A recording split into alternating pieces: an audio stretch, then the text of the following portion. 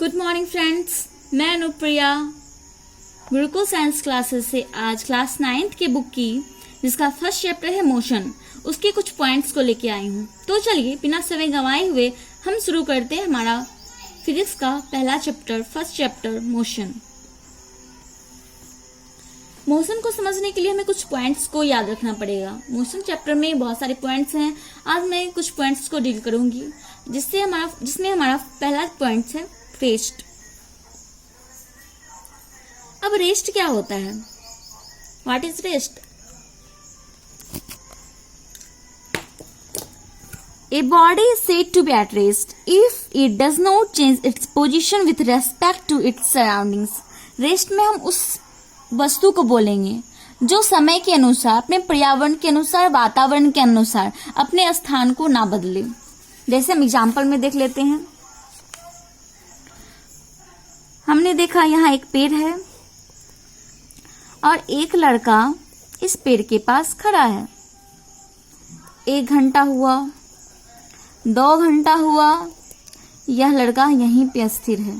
तो यह लड़का किस चीज में हुआ? ये अपना स्थान नहीं चेंज किया, तो इसे हम क्या बोलेंगे? रेस्ट में। He is in rest. Okay, चलिए हमारा नेक्स्ट पॉइंट है motion. A body is said to be in motion if it changes its position with respect to its surroundings.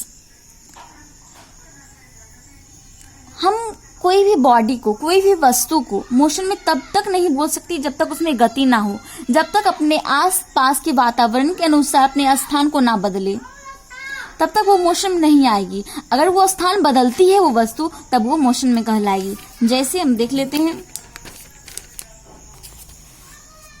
यह कार का पहला पोजीशन है। उसके कुछ दूरी तय करने के, मानते हैं ये 200 मीटर की दूरी तय करने के बाद यह पेड़ के पास पहुंची, तो यह तो मोशन में हुई ना। This car is in motion.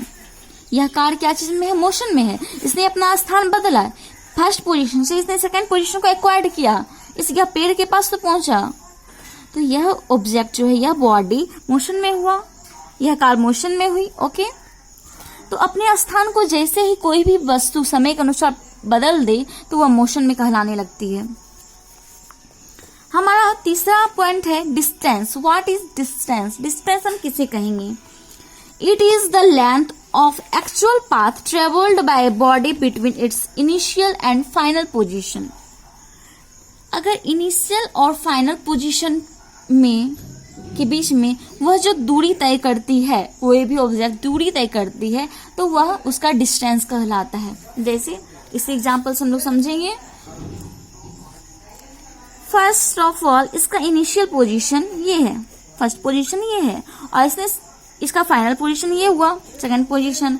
इसके बीच इसने कुछ डिस्टेंस को तय किया। यहां से यहां तक पहुंचने में, इनिशियल टू फाइनल पोजीशन पहुंचने में इसने कुछ तो दूरी तय की, और ये दूरी क्या कहलाई? डिस्टेंस। इसने कितना डिस्टेंस तय किया? ये 200 मीटर का डिस्टेंस तय किया, तो इसे ही हम डिस्टेंस बोलेंगे। ओके, नेक्स्ट हमारा पॉइंट है डिस्प्लेसमेंट। इसको ध्यान से समझने की कोशिश कीजिएगा। What is displacement? When a body moves from one position to another, the shortest distance between the initial and final position of the body along with direction is known as displacement. मतलब इसमें direction होगा। Displacement एक shortest distance है। सबसे दो points के बीच तय की गई दूरी में सबसे छोटी दूरी होगी, और इसमें कोई ना कोई डायरेक्शन जरूर होगा, कोई ना कोई दिशा जरूर होगी। कोई ना कोई डायरेक्शन इसमें जरूर होगा। ओके, और यह सबसे छोटी दूरी तय की जाने वाली होगी, स्मॉलेस्ट डिस्टेंस। जैसे हम समझ लेते हैं इसको कुछ पॉइंट्स के माध्यम से, और हम समझेंगे इसे। The distance travelled has only magnitude where displacement has magnitude as well as direction. Distance के पास सिर्फ मैग्नीट्यूड होता है। हमने क्या देखा? यहाँ दिशा हमने नहीं देखा, हमने डायरेक्शन नहीं देखा कि हाँ ये वेस्ट में जाएगा, ये कार वेस्ट में जाएगी, ये बॉडी वेस्ट में जाएगा। हमने ये नहीं देखा, हमने सिर्फ देखा यहाँ मैग्नीट्यूड को देखा। हमने यहाँ पे कोई डायरेक्शन नहीं देखा। लेकिन जहां पे भी डिस्प्लेसमेंट की बात आएगी डिस्प्लेसमेंट की बात आएगी वहां पे डायरेक्शन होगा ही. Okay, the quantities like distance, displacement etcetera are known as physical quantity. ये सभी जो क्वांटिटीज हैं ये कैसे क्वांटिटीज होंगी? ये फिजिकल क्वांटिटीज होगी. Okay, and distance is a scalar quantity and displacement is a vector quantity. हम लोग जान रहे हैं जिसमें सिर्फ मैग्नीट्यूड रहेगा वो होगा स्केलर क्वांटिटी, एंड जिसमें डायरेक्शन रहेगा और प्लस मैग्नीट्यूड वो होंगे वेक्टर क्वांटिटी. ओके, नेक्स्ट हम समझेंगे दूसरा पॉइंट है what is uniform motion. Uniform motion किसे कहते हैं? चलिए, यूनिफॉर्म नाम से ये भी बहुत कुछ समझ आ गया, एक जैसा रहेगा. ओके, चलिए देख लेते हैं इसका definition. If an object cover equal distance in equal intervals of time, however the time intervals may be however small the time intervals may be, then the motion of object is said to be uniform motion.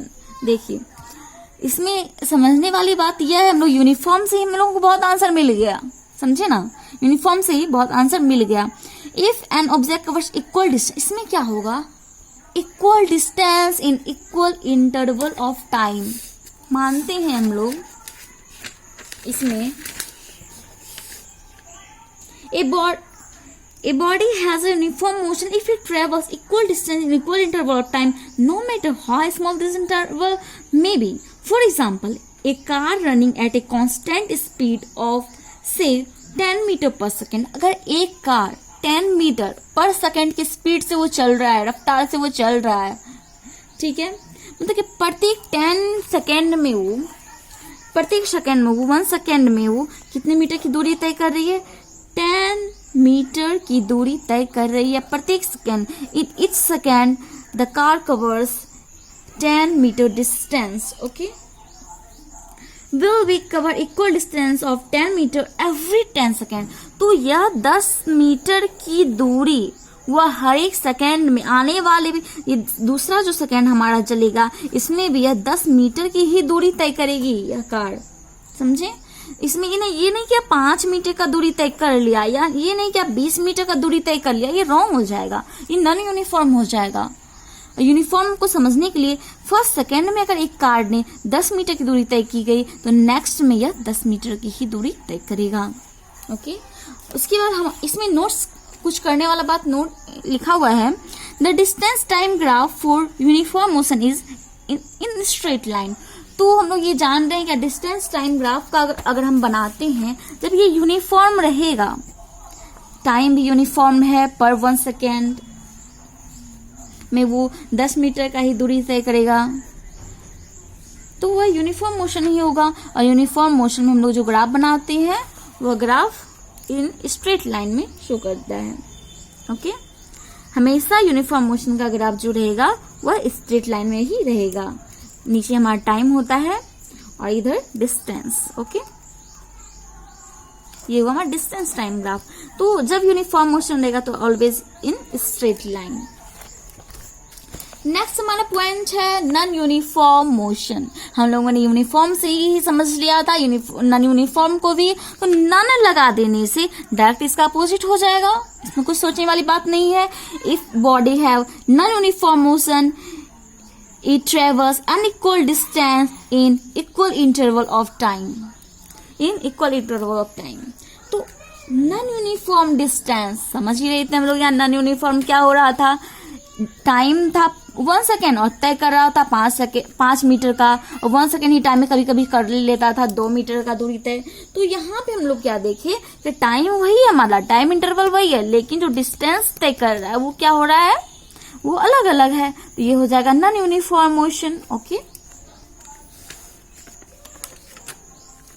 और इसका distance time graph कैसा होगा? इसके distance time graph कैसे होंगे? ये तो non uniform है. नॉन यूनिफॉर्म में क्या होगा? ये कर्व लाइन हो जाएगा. कैसा लाइन होगा? ये कर्व लाइन हो जाएगा. और हम लोग यूनिफॉर्म में क्या सीखे थे? ये स्ट्रेट लाइन में ग्राफ बनेगा और इसमें कर्व लाइन में ग्राफ बनेगा.